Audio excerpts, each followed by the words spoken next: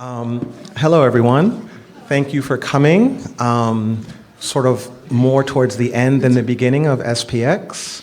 The panel we are here for is Big Concepts in Nonfiction, which I have, in my professorial way, also subtitled Revisioning the Archive. So that is me, and that's less important. I'm going to introduce each of our panelists, sort of based on the work here. So if you see here, we have Bill Campbell, and the book under consideration today is The Day the Klan Came to Town. He'll be talking about that a little bit further. Then we have Caitlin Class, whose work, Suffrage Song, which some of you might have seen as a webcomic, but it's now finally pulled together into a wonderful edition. It is gorgeous, that's true. I hear you. And then we have Glynnis Fawkes, whose book 1177 BC, and her co-author is also in the audience. So if you have any questions about antiquity that we can't answer, we can always defer to Eric. And then we have Dan's book, Hidden Systems, which is kind of like the history of modern technology. It's really wonderful. He'll say more about that. And last but not least is Nate Powell's reconsideration of James Lewin's Lies My Teacher Told Me, right? So, can I go backwards? I can, excellent. All right, so okay, too far. So starting, Bill, with you, why don't you say a little bit about the book and how it sort of came into being and what you were thinking? Okay, I'm actually like the fiction guy here. All right. Historical fiction. Historical fiction. Okay, so, all right, so I'll tell you quickly what it's about, because like I sell the book, so I actually boiled this down to like 20 seconds, so I had like 2 minutes to stretch this out. So anyway, this is a fictionalized version of a real event that happened in my hometown, which is Carnegie, PA, which is right on the border of Pittsburgh in 1923. So basically this is back when Southern, Eastern Europeans, Irish weren't white, so they were big targets of the Klan, and the Klan marched 30,000 people in a town of 10,000. Half the town was actually pro-Klan, and they outnumbered the immigrants 10-1 in the streets, and the Klan lost. But because everybody became white, it was a town secret. And literally, I grew up there and learned nothing about it. It was an Easter when my brother and I were sitting in my mom's, and we were like, we were actually talking about like the hidden history of Pittsburgh. We were just like, oh yeah, the Denora poison gas, when like this gas rolls through this town and kills 14 people and nobody knows why or how and like all that stuff. And it was like, oh, when Pittsburgh burned down. And my brother was like, oh yeah, like the Klan riot in Carnegie. And I was like, what the fuck are you talking about? Because my brother actually did not grow up in Carnegie. I did, right? And this is a picture of my childhood church. Like they shot a Klansman in the head and never talked about it, right? So I actually became obsessed about that. And then one time when I was actually coming home from TCAF, because I live here, so I am forced by my wife and my mom to stop in Pittsburgh on the way back and sleep over because they don't want me to die on the road. And on my way driving around Carnegie, the main character popped into my head, and then I started researching. So the funny thing is, when I say it's a town secret, it really was. There was just like 3 or 4 things ever written about the Klan riot in Carnegie, and I spent a lot of time at the Carnegie Historical Society, and we couldn't find anything. So I found like 2 monographs, and some old judge in his autobiography wrote about it when he was a kid. Oh, there was a Klan riot. Like I had nothing, right? No press. Yeah. And then, so the main character I made up, who shot the Klansman in the head, who was Italian, which the irony was that I have now spoken at an Italian academic conference because I am an expert on the Italian diasporic experience. And then the other irony is, because there was hubbub about this book, if you Google it, now you can find all kinds of fucking research on this book. Yeah, so I will hear things about the riot, and I'm like, thanks. Because I could not find who actually was accused of shooting the person. And now, yeah, it's all over the place. And he was not Italian. And nope, none of it. But fortunately, he was never convicted. So it's still a question. But yeah, so that was basically it. And actually the funny thing is it is no longer a town secret.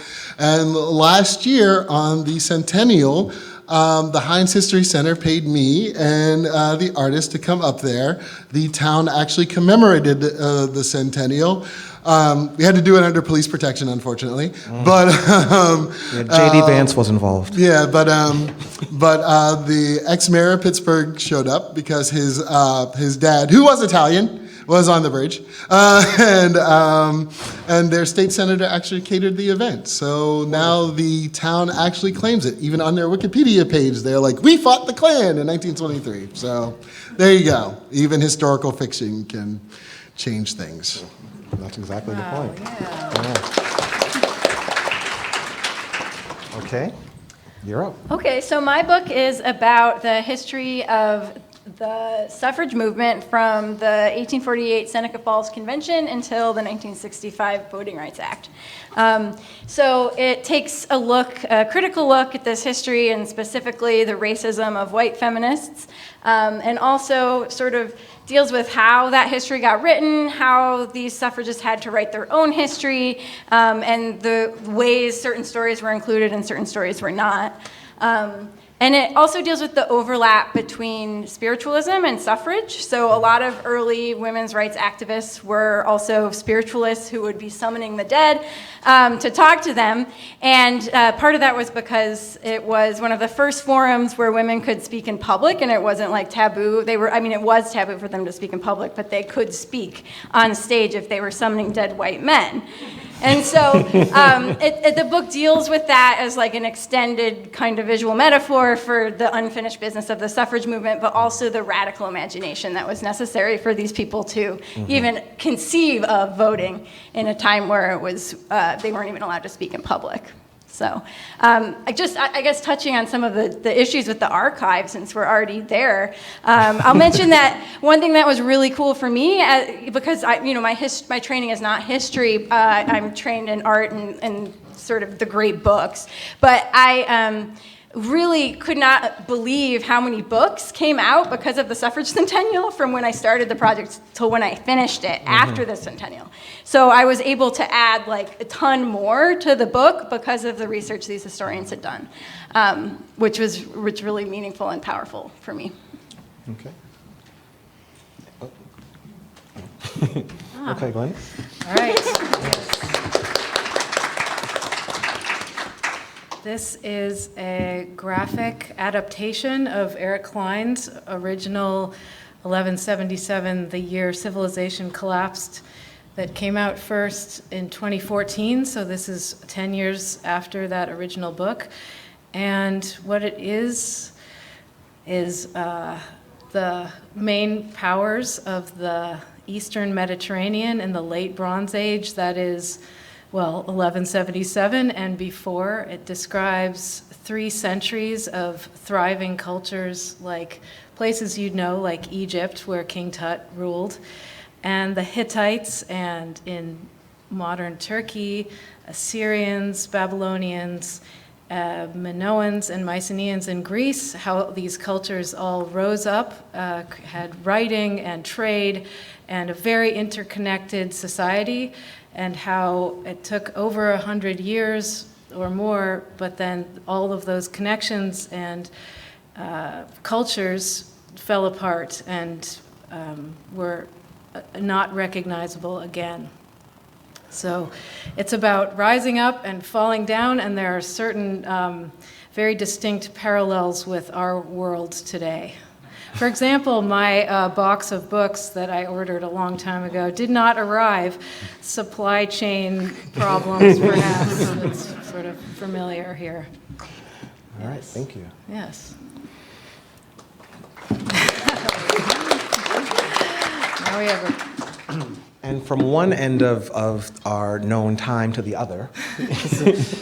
Hello, so my book is Hidden Systems, and this actually Started off pretty small. It ended up being about water, electricity, and the internet, these different systems. But it started off because I was really interested in internet metaphors and how we like always refer to the cloud or like an information superhighway. And I was like, it might be fun to just draw those into a mini comic, like if we actually drew out what those metaphors looked like. And then I started to get interested in like, how does the internet actually work and what does it really look like? And it's like actually the opposite of a cloud. It's like wires and like very heavy data centers that use up a lot of energy. So then I started to really like get into this idea of like using comics as a way to visualize not only how we think about something, but how it really works. And I used the first part of the book to look at the internet and then sort of use that same format to also look at how the electric grid was developed, how we went from like little experiments with electricity into these like nationwide machines for generating it and transmitting it. And then also water systems and the way that like Earth's water systems interact with human water systems. And I had thought about making it 3 books because it's a lot to fit in 1 book, but I think that there really was a benefit in trying to include them all in the same place so we could understand how they're linked together, how they rely on each other, and how they can like actually interfere with each other too. Yeah, thank you.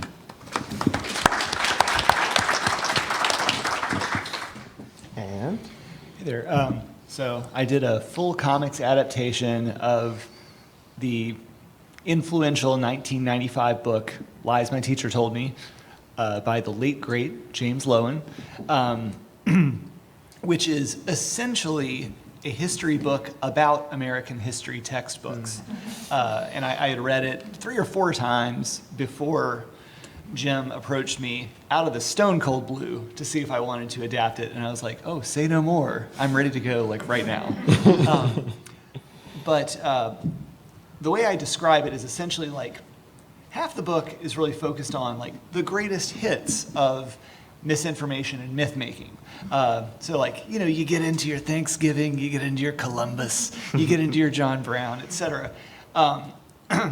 The other half of the book, and all of this is like blended and intermingled, really lifts up the hood, and it's about, it's sort of enlightening all of us in the process by which American history textbooks are made, and the fact that no one's at the wheel, the fact that no one is fact-checking or updating the books. This is literally done only by temps and interns, and that the authors' names are rented from the academics, and there is no actual author. And so this sort of explains how sometimes misinformation and lies from the 19th century are still in books today.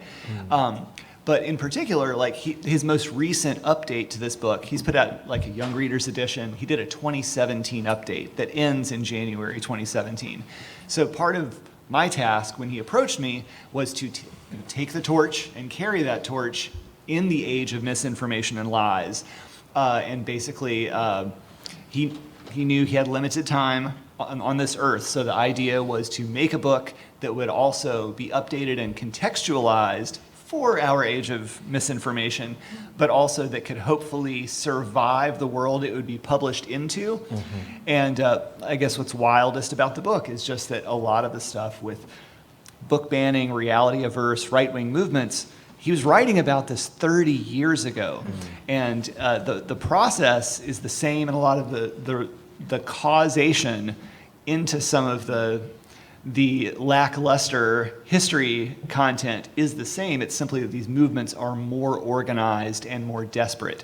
So it's wild to be like, oh, I see, like this was made 3 decades ago, seemingly for this moment right now. And that's it in a nutshell. Okay. Great. Yes, thank you. Yeah, I suspect that I'm the only person in this room who's read all the books. And I gotta say, it's like, I'm so well informed now. I'm like, I know antiquity, and I know like from 1492 until the present in all these different iterations. And so it is kind of wonderful. Okay, so here I am being nerdy. So 2 terms, we're gonna start with the first one, which is revision, right? Revision, to form a new concept, to reinterpret, right? And that's what each of you is doing in these works. And so talk about, the process of revisioning, the process of like remixing and making these things that we think we know about, right? Or in the case of 1177, I've never heard of, but how we make these things sort of legible and relevant for today. So whoever wants to. I'll jump in. Go ahead. Sure.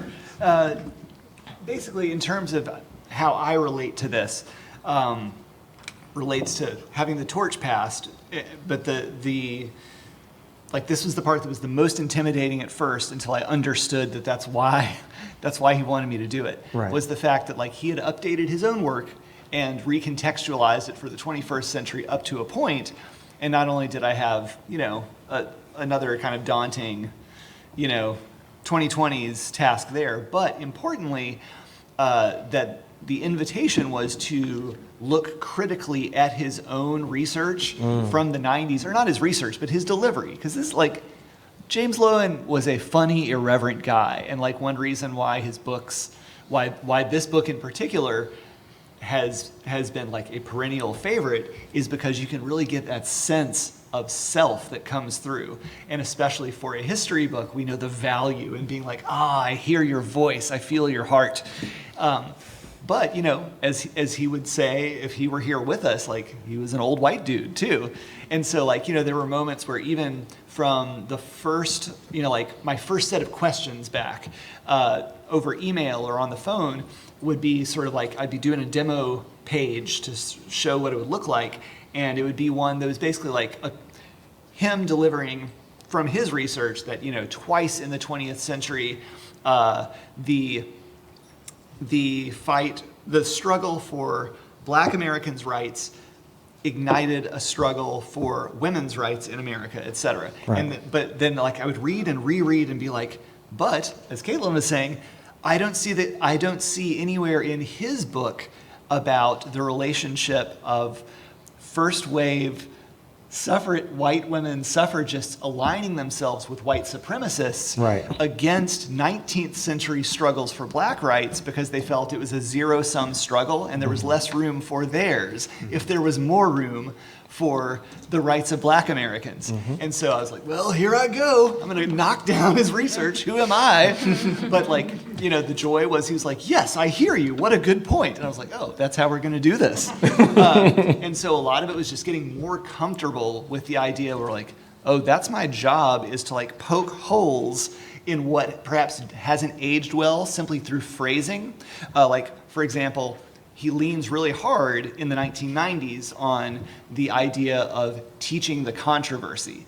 And at the time, what we now use the phrase, this is not the same thing, these are parallel, but the idea of both sidesism has sort of muddied the waters with teaching the controversy. And so a lot of that would be just having eyes for what I had read half a dozen times that suddenly I realized has not aged well, but only in a very short period of time. Right. So that's my relationship to the reinterpretation. I can go next. I like this idea of revision, which when I hear that word, I think of like, oh, edits, revision, like that's what comes to mind first. But this idea of revision as like actually seeing something differently than we saw before, I think is a really great term. And I guess also this idea of like how naming something can help you see something differently. So at the beginning of my book, I talk about this idea of like, what is a hidden system? It's something that like we don't notice until it breaks. So that could be like when the power goes out or the internet goes out or when like a tanker gets stuck in the Suez Canal and like the cost of everything goes way up. All these things that are sort of running in the background that we don't think too much about. And I talked a little bit too before about just like the idea of metaphor and how that can influence our understanding and how we see things. When I was researching the internet, whenever I would talk to people, they'd be like, I really just thought most of our data was just like flying around in the sky, because that's like how we talk about it. And I love looking at these things that we like see all the time, but we don't really register. And I love the idea that like by drawing about it, we can kind of like flip a switch in our brain where like something that we had always never really paid attention to, like for the rest of our lives, now we can actually have this like contextual understanding of like how these things are running in the background, and it can provide us context when things go wrong, or when we're just even like reading the news. So yeah. Okay. Yeah, for me, I wanted to figure out how to tell these same stories in Eric's original book really visually, and to visualize specific stories that Eric tells that are, because of the way information is preserved, there are short stories, for example, that Hyksos pharaoh versus an Egyptian pharaoh, and a fight over hippos that were roaring at night and keeping one of them awake. And then later, that pharaoh found with a battle axe in his skull. Like really short visual stories that I could tell in a comics page, break it down into a sequence that may be a short paragraph in a prose book, but needs a page in a comics book.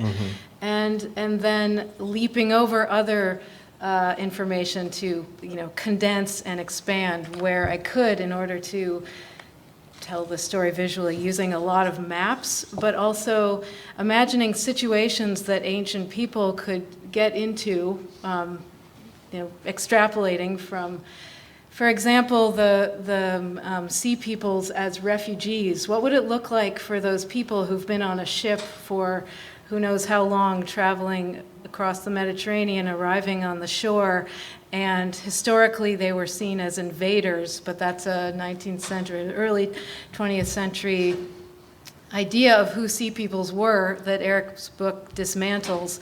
And what would that experience have been like, stepping onto a new shore and meeting new types of people? Would they immediately start fighting, or would they eat together and share different things, or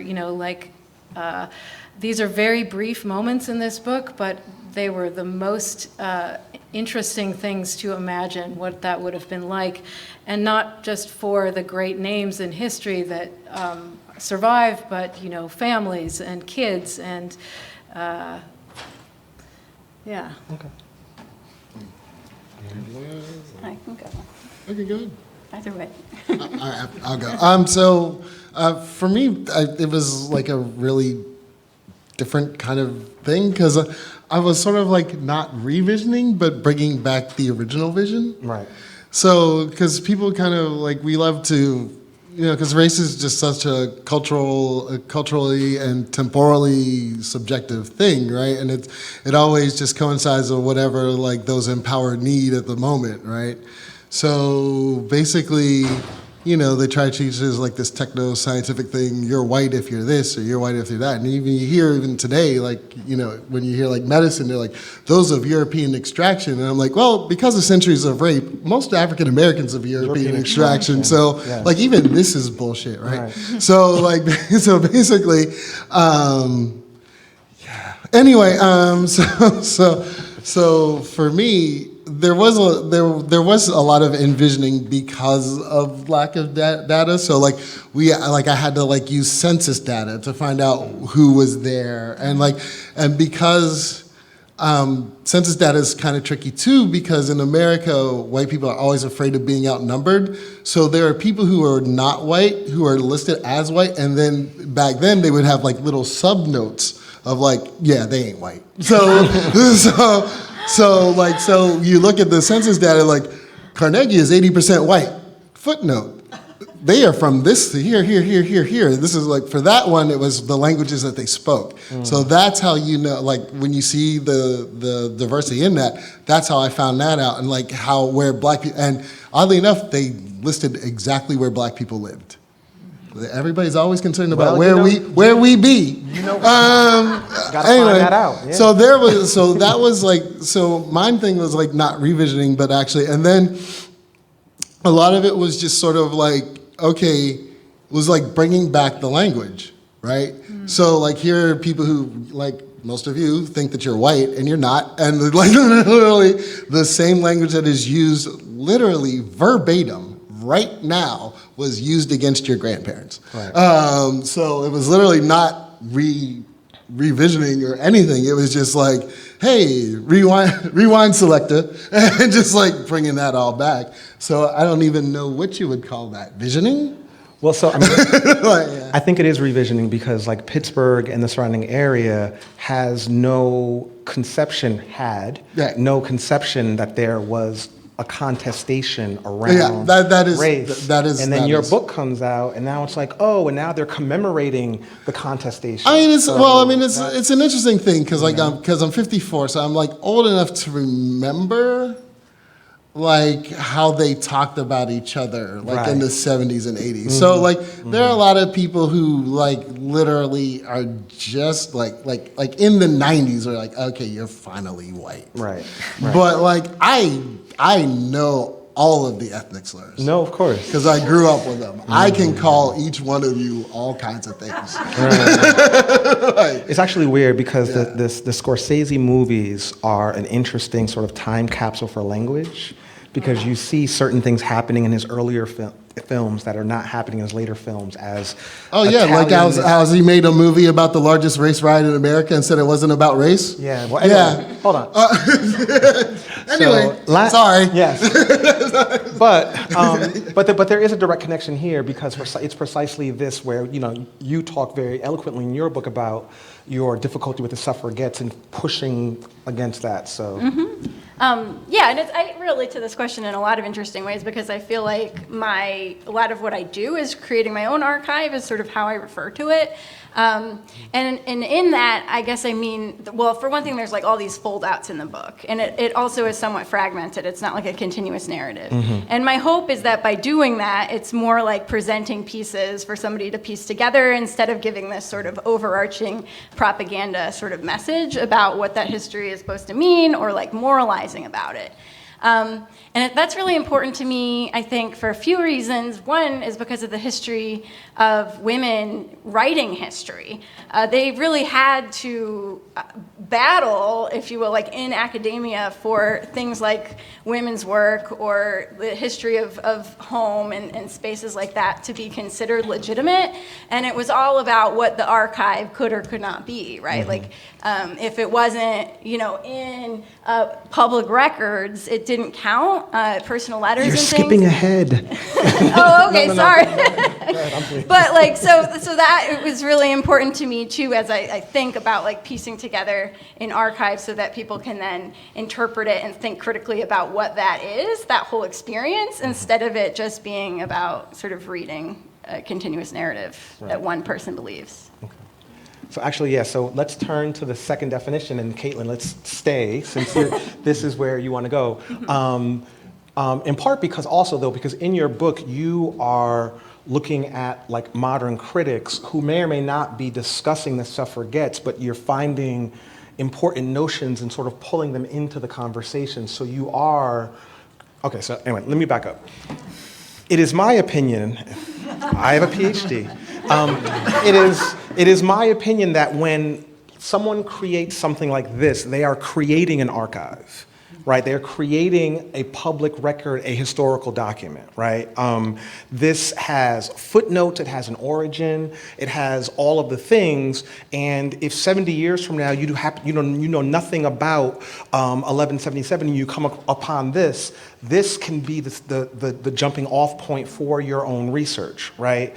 And so I think that we, you know, as always, we don't really see or take seriously enough how comics are creating their own archive that will live on for the future.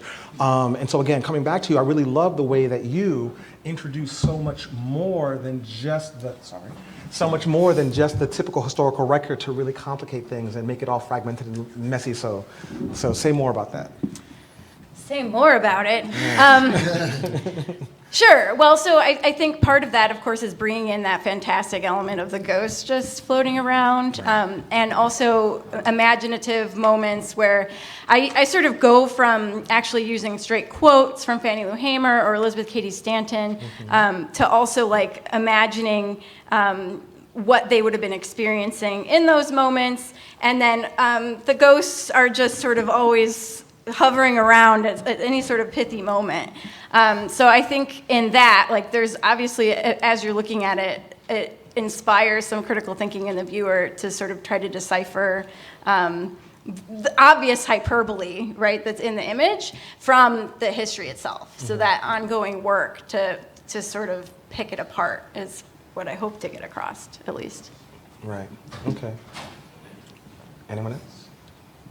The question's for everyone, but Caitlin is her work seems particularly invested in this thing. So, but everyone has an answer because all of you are doing this work. So, I think I have minimal contribution that's worth saying with this book, but as a side note, to take it back to working on March, being like, it took me a while to understand that March occupied a unique place because it was simultaneously a subjective and objective account of that history from a specific person's vantage point, from the center outward, but also not an omniscient look that was then backed up by other accounts and by research. However, along the way, this is where March then, it becomes this sort of synthesized archive that's subjective, objective.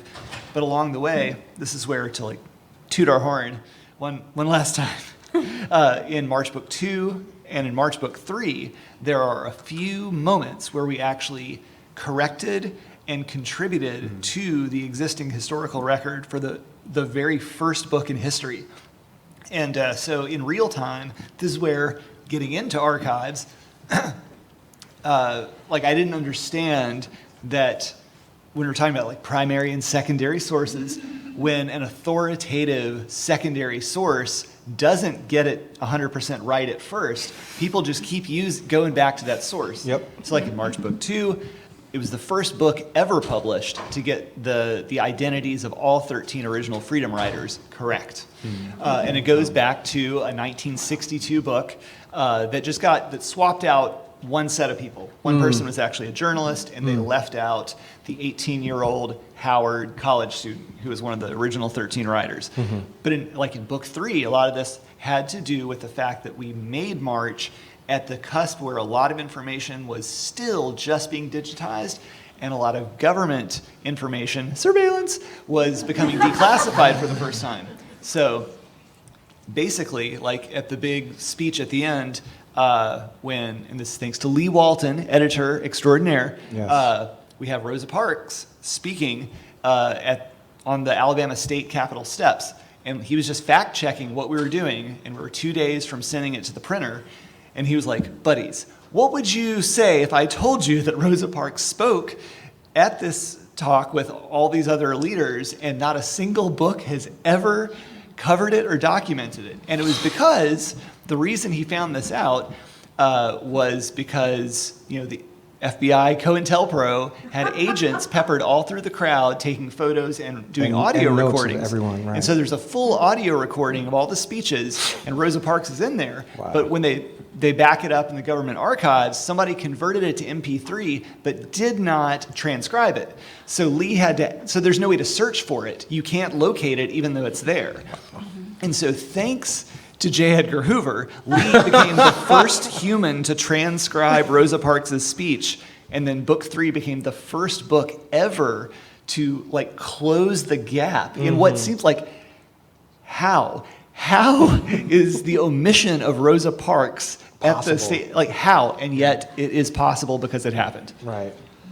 Okay, so that's wild. Yeah. Okay, Yeah. and man, they just anyway, they recorded so much about us. Anyway, it's I think James Baldwin's files 17,000 pages or something like that.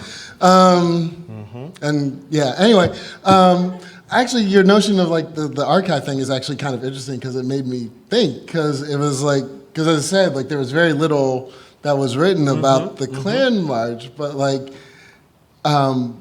as I said, I spoke at the Italian American Scholar thing, and one of the interesting things was because there's these little pockets of Italian American scholars that want to talk about whiteness studies, Right. but a lot of Italian American artists and authors and people don't want to talk about it.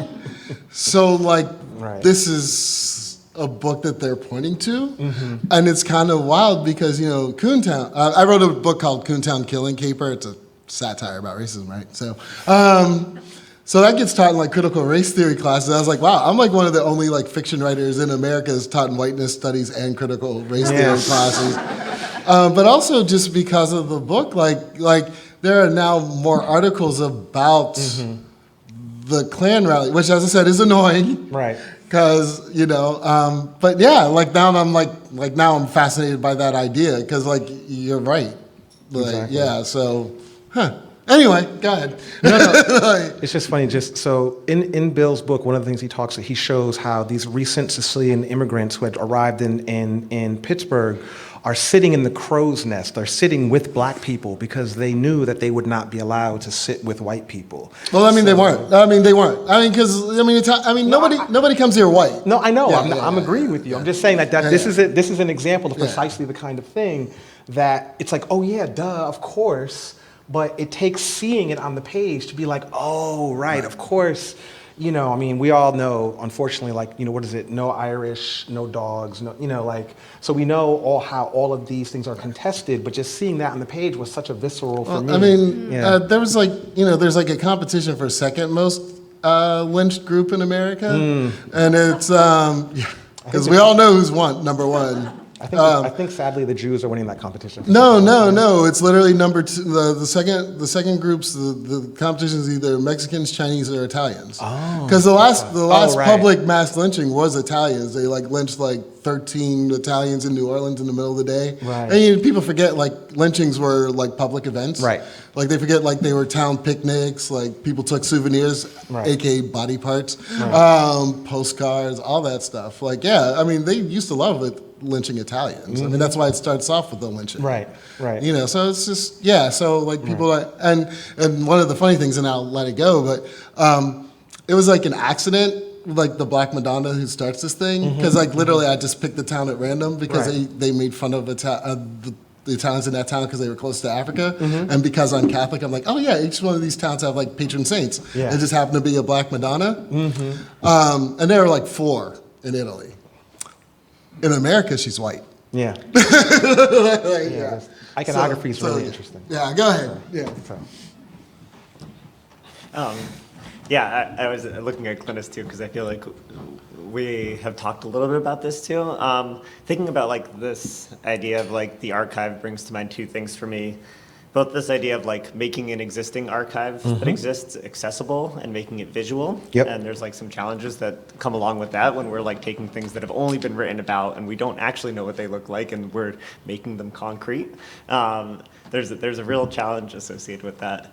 And I also think that this idea of making the existing archive and combining things like popular histories and academic studies and primary research is also a really interesting use of it too.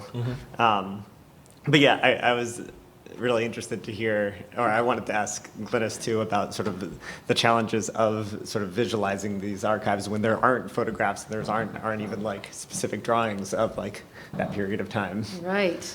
I did this just so someone could write a dissertation on first quarter of the 21st century envisioning of Bronze Age life. Super meta. Right. Yes.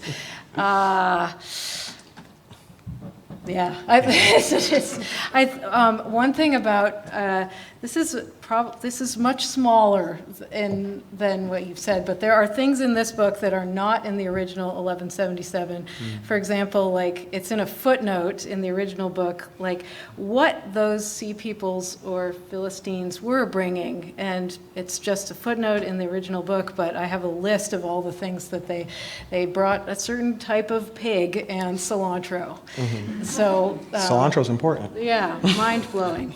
But I mean, there's a way to, I think, what you said, visualize, and I think especially bringing this to a perhaps younger or more visually oriented audience that will open the capacity to understand and see, at least through my eyes, these civilizations or points in history. Okay. Wow, that's so. We've come to the point, I could keep talking, but we've come to the point where we can open it up for questions. So there's a mic back there and a microphone back there. If anyone has any questions for any of the authors on stage, step to the mic and ask away. All right. Oh, hello. Hello, Olivier. Oh, hi. So I'm curious, when you're doing historical comic, obviously you don't have a true photographic representation of all the settings, and certainly you don't have, unless the FBI is recording, you don't have a true transcript. So how do you draw the line between essentially fictionalizing, and staying true to reality, and how do you signal to the reader that? I can start with that because I think it's related to what I was just like sort of thinking about or talking about.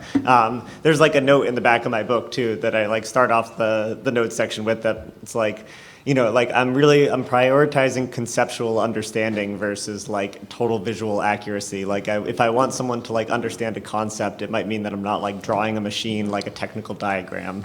But that being said, like I am also just trying to do my best to combine what information does exist and acknowledge sort of what I'm pulling from for that and like where I'm using my imagination. A good example is like the first power plant that was built in New York was built by like Thomas Edison, and there's like an etching of it, and there's also like a miniature model that was recreated, but as far as I could see there was no like specific like historical photo where you could tell exactly what it looked like. So I was trying to bring together a bunch of different things and creating like what was probably the first like recreation of this power plant in a very long time, and trying to get it as like right as I could while also just acknowledging like these are the resources that I'm pulling from it. Anyone else? I actually got lucky because it was only a century ago. So like one of the churches was gone. My church, which is actually that, the steeple was gone, but that was there. The bridge was gone, and I was like, crud, and then I looked off to the side, and there was like an old abandoned bridge, was like literally the same thing. I was like, oh, that was great. Because the Carnegie Historical Society, that was weird because I was afraid, because my town actually is still pretty racist as hell, so it was like a really weird conversation because I was like, I need photos from this, that, and I was like hedging the thing, and he's like, oh, we have stuff from 1940. I was like, yeah, a little early. He's like, oh, 1930. I was like, well, there's actually like this thing in 1923, and the guy's like, oh, the Klan riot, great, and like he was literally waiting his entire life to talk about it. He was going over strategy. Like I spent like 2 hours there. The dude was like ready.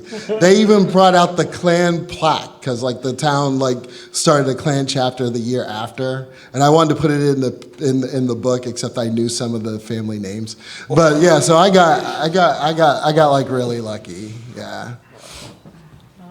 Yeah. I guess my...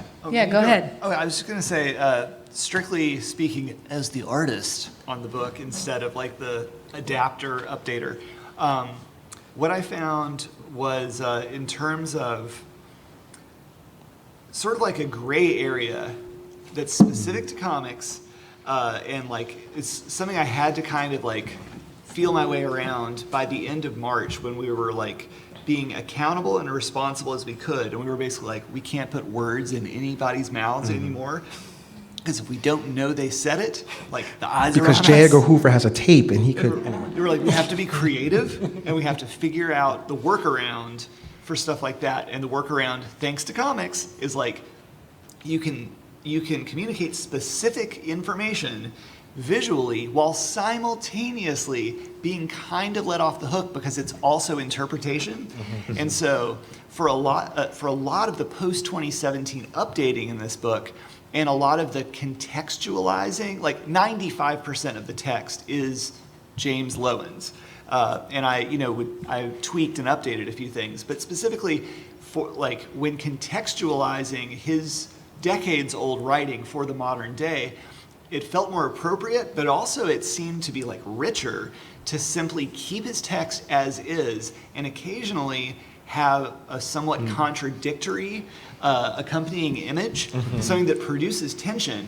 And actually, like, he has lots of opinions in his book, and he's a big defender of, like, everyone has a viewpoint. It's okay to present a viewpoint in a book of history, but don't try to pretend like you're not giving someone a viewpoint.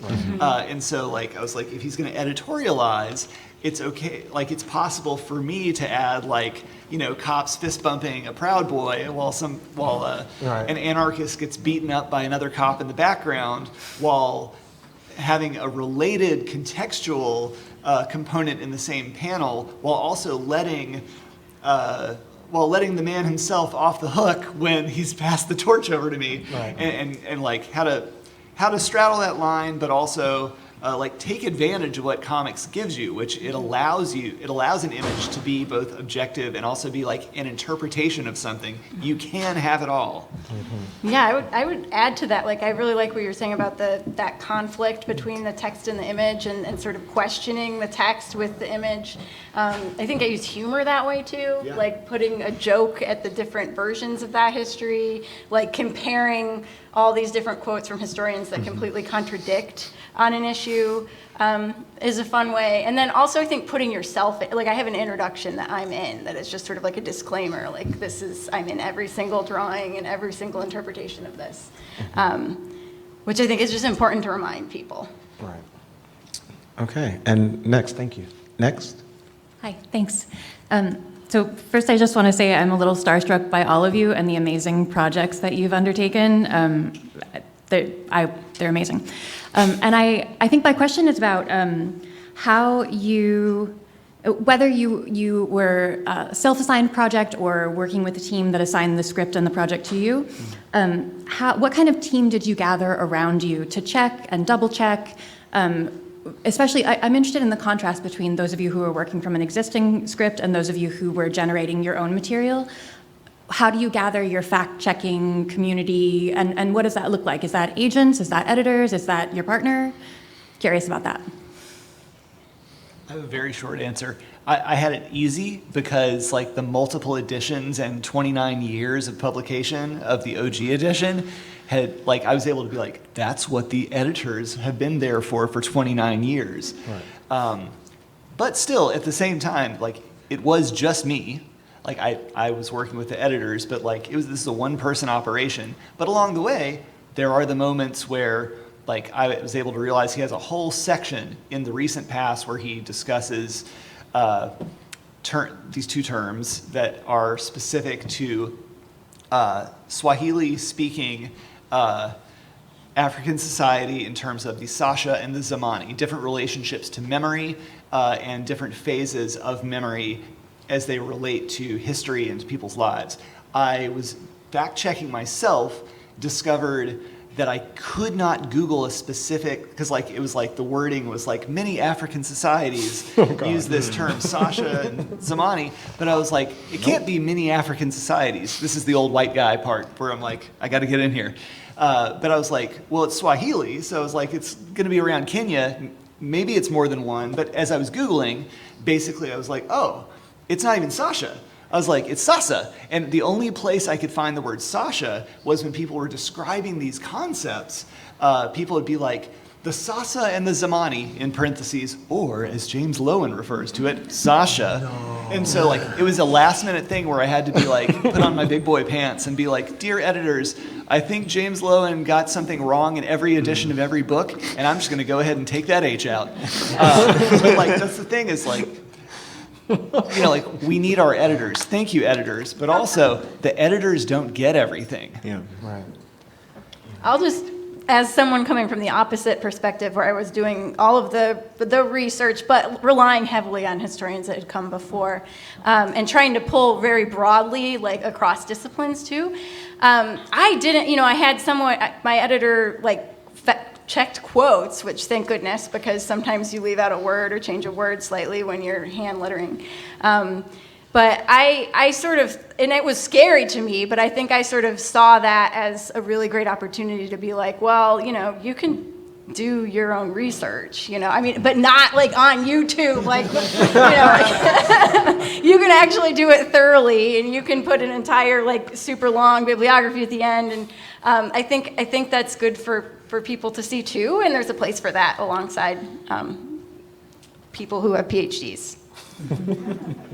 For me, I worked very closely with Eric's text, but I also I did not write a script. I wrote this in thumbnails as I went along, and I put a lot of. You can't write comics with a script. That's crazy.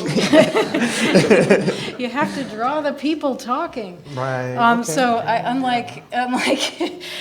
unlike you, I could make all kinds of people say whatever, as long as that it was an imagination of what they said. But I think that's part of like bringing these very ancient people to life, completely my interpretation of that, but working closely with Eric, sending each draft of thumbnails, each draft of pencils, then each draft of with the text, and fact-checking through Eric mostly, and then there was a copy editor. But all the image research, not all of it, but a lot of it was mine. Okay. Yeah. Right, I added in 2 characters to bring the story for young people, but also to make it more personal. Right. Yeah, and I was very surprised to learn that it seems like many books are just never fact-checked, and like outside of like academic text, like popular histories, like I mean, I found that I couldn't rely on citing something out of like a popular history, like unless I can like bring it back to a primary source and it's cited, like I would need to get multiple citations. I was like, when my agent told me that, it's like, I don't really expect your book to be fact-checked. I was just like, what? Like I had no idea that was the case. And my book was like fact-checked, kind of in the same way, where I'm not sure like, if they were like finding every book that I cited, but I sort of had to learn, because I wrote and did all the research for this book as well. I also didn't write a script. So I had to keep like a spreadsheet where I had like all of my citations for like every page and all the research that I did that I could like go back to and check draft after draft. Well, I mean, for us it was, we had a lot of leeway, but I'm insanely anal about these things, and Bizhan is insanely anal about these things. So we went down like really bizarre rabbit holes, like what would a Polish woman feed a pregnant woman? And we had like 2 days where we were, because apparently in the 1920s, there was an Italian fashion for maternity girdles. So we actually got into a really huge debate on whether this was a class issue. And like, maybe this was only something only rich Italian women did, and we decided that was the thing. And then we kind of just passed it on to PM Press, and so this was kind of a weird flex, because they were just so astonished that I would give them a project that they kind of were really hands off. So like there was an editing process that I did not pay attention to, because I was happy to not be in charge of something for once. And they were very light, because they were just like, I can't believe that Bill Campbell's giving us something. So it was weird. So yeah, but like we were like insanely anal about like every single historical detail that we could do, except apparently the killer's name. Yeah. All right. So everyone, please join me in thanking this wonderful panel for a wonderful discussion.